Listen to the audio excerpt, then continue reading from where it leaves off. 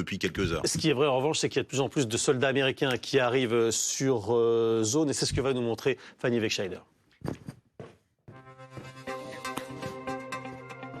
Alors Fanny, dites-nous quels sont ces renforts qui arrivent sur place. Eh bien, selon plusieurs médias américains qui donnent cette information, il y a tout d'abord ces quelques 1000 à 2000 soldats américains de la 82e division aéroportée qui pourraient être envoyés sur place. Il s'agit de soldats de l'armée de terre qui pourraient donc être déposés là-bas par avion. Leur spécialité, eh bien, c'est qu'ils sont très forts dans l'assaut par parachute.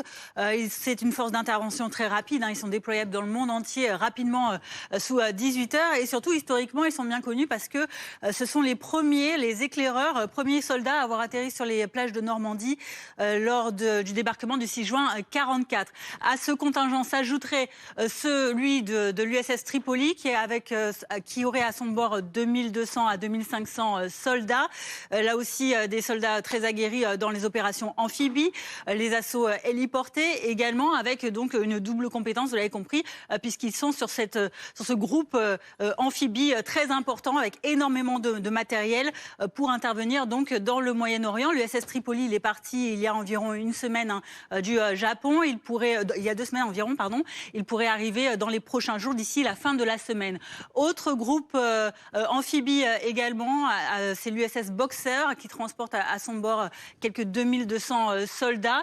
Là aussi, des soldats qui pourraient donc arriver d'ici encore plusieurs semaines. Ils sont partis de Californie plus récemment, avec une spécialité de projection de puissance rapide depuis la mer.